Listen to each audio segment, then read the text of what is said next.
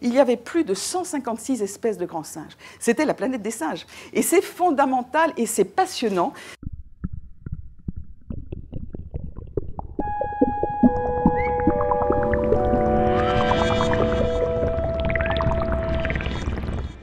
Alors aujourd'hui, on m'a demandé de vous parler un peu de l'évolution de l'homme et l'impact avec les changements climatiques. Et ça tombe bien parce que c'est juste mon travail. Je travaille depuis maintenant près de 35 ans sur l'évolution des grands singes, l'émergence de l'homme et dans le contexte environnemental et climatique.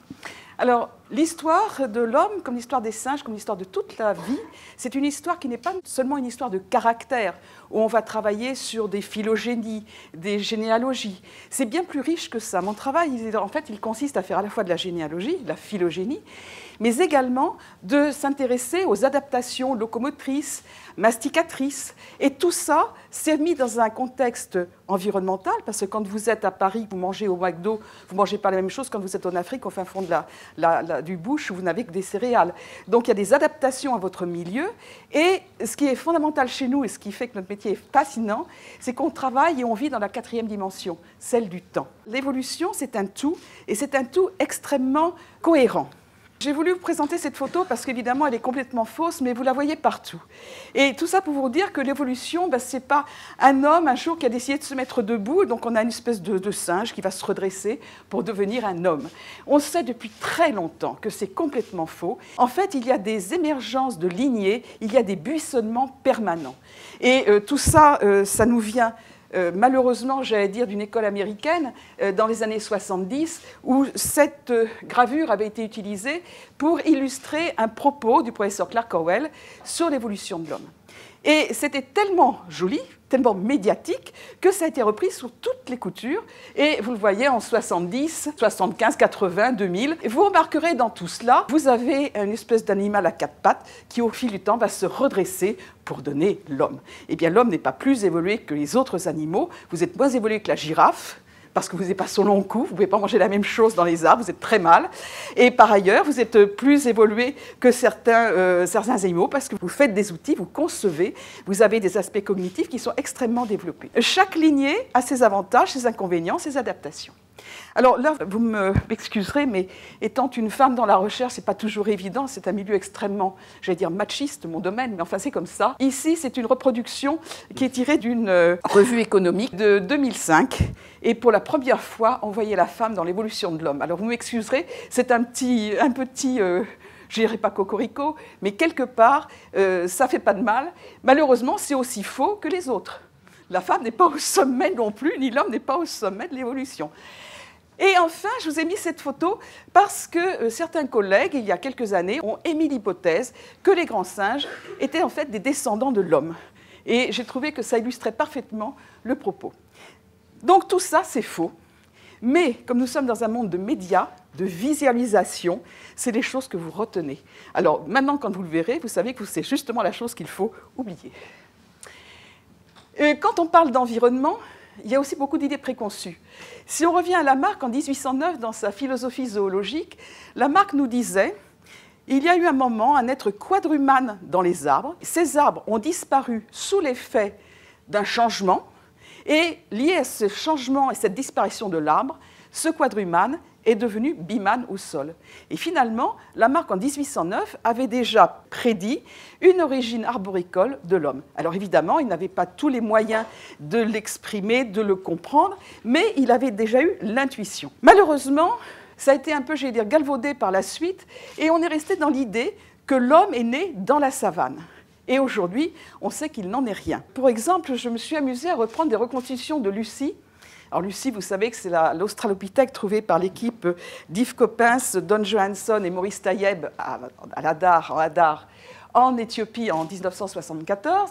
Et au début, on mettait Lucie dans une savane sèche. Il y a eu quelques hérétiques français dont je faisais partie à l'époque qui ont montré qu'en fait, elle était adaptée à l'arboricolie en partie. Donc, s'il y a de l'arboricolie dans l'anatomie, il y a forcément des arbres. En tout cas, il faut qu'il y ait un arbre.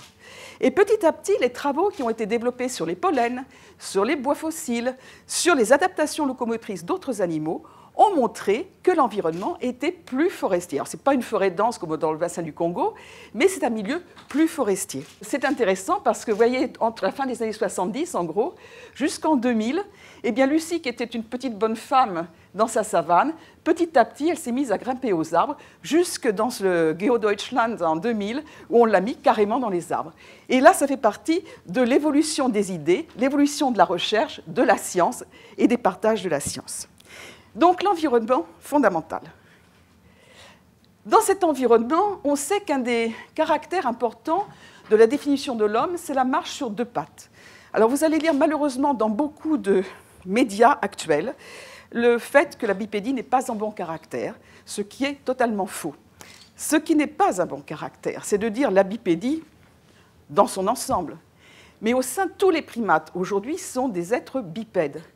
Mais le seul qui soit capable de marcher sur deux pattes arrière, pendant longtemps, sur de longues distances, il n'y a que nous qui savons le faire. Un chimpanzé peut se mettre sur deux pattes, marcher un petit peu, cavaler. Souvent, il va courir pour maintenir son équilibre, parce que son centre de gravité n'est pas en même position que le nôtre. Donc, notre marque de fabrique, c'est cette bipédie, avec le corps redressé, qu'on va voir apparaître petit à petit. Alors, jusqu'à l'année 2000, on savait que c'était Lucie, dans 3,2 millions, et depuis la découverte d'Aurorine en 2000, on sait que maintenant, on a des bipédies à près de 6 millions d'années. On est très loin dans le temps, et pour comprendre cette évolution, eh bien, je consacre mon temps de chercheur de terrain et de laboratoire à l'étude des grands singes fossiles. Et les grands singes fossiles, vous savez, on les connaît depuis à peu près 25 millions d'années. Mais aujourd'hui, si on vous demande ce que c'est qu'un grand singe, vous avez les gibbons, les orang-outans, les chimpanzés et les gorilles. Mais ces grands singes aujourd'hui sont des espèces reliques. Ils sont en voie d'extinction et souvent ils vivent dans des isolats, des lieux d'endémisme, ce qui fait qu'il y a un appauvrissement clair et fondamental de leur génome.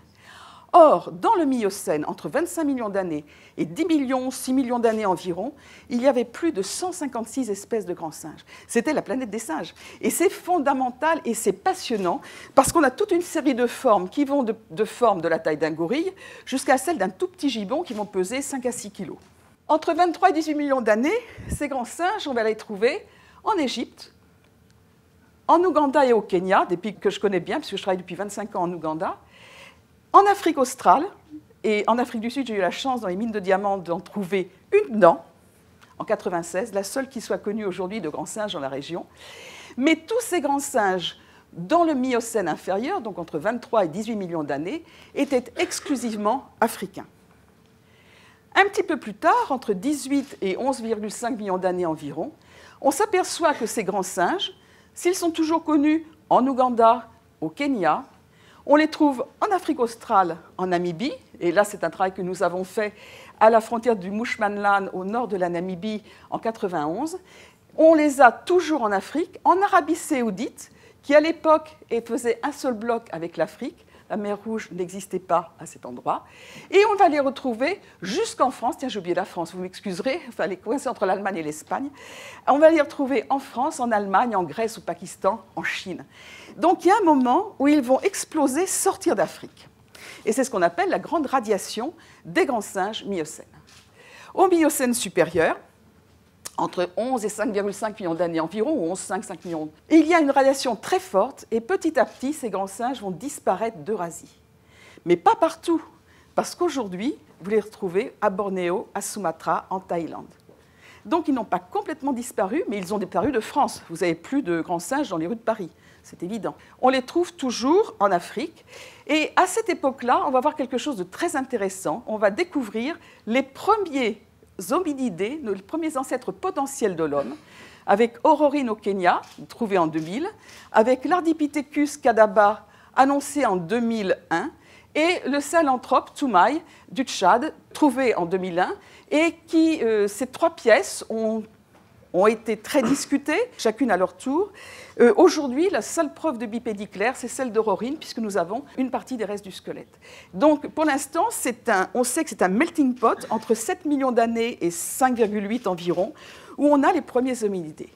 Mais les avancées fondamentales que nous avons faites ces 6 dernières années, c'est que nous avons commencé à combler le vide sur l'histoire des chimpanzés et des gorilles africains, nos plus proches cousins. Et là maintenant, on a du matériel au Kenya, en Éthiopie, ça au Kenya également, et en 2008, dans les caves du muséum, nous avons trouvé dans les restes des collections d'Arambourg de 1964, nous avons eu la chance de trouver une petite boîte de fossiles récoltés par des pétroliers en 1964. Et dans ces fossiles, il y avait un fragment de mandibule d'un chimpanzé fossile, d'un proto-chimpanzé. Et là, on sait qu'il ne peut pas être plus vieux que 11,5 millions, mais pas plus jeune que 6 millions d'années. Là, on a une fourchette parce que les faunes associées donnent des calibrages butoirs. En tout cas, ça veut dire qu'il y a, à cette époque-là, entre 11 millions et 6 millions d'années environ, on sait aujourd'hui, dans l'état actuel de nos connaissances, que nous avons les premiers représentants de nos familles et les premiers représentants des grands singes africains de type moderne. Alors voilà, justement, je vous ai juste mis pour vous rappeler tous ces grands singes, on n'en a pas beaucoup, mais on en a quelques-uns. Et ces quelques dents, ici c'est un fragment de mandibule que vous avez là, quelques dents au Kenya, un maxillaire au Kenya, une mandibule au Kenya et quelques dents isolées en Éthiopie. Donc on est en train de combler ce vide et je suis sûre qu'on va continuer à le combler. Si on repart un peu sur ces cartes, nous avons beaucoup travaillé sur les faunes et depuis quelques années, j'ai des étudiants qui travaillent sur les isotopes stables du carbone et de l'oxygène, à la fois sur les mailles dentaires des herbivores, mais aussi sur les sédiments. Et on travaille également sur les adaptations à la fois locomotrices et dentaires. Eh bien, on s'aperçoit que dans le Miocène inférieur, l'Afrique était chaude, tropicale. Aujourd'hui, les grands singes, on les trouve en milieux tropicaux. Au Miocène moyen, un phénomène important, la calotte antarctique va prendre de l'ampleur. Et elle va déplacer vers le nord les ceintures climatiques.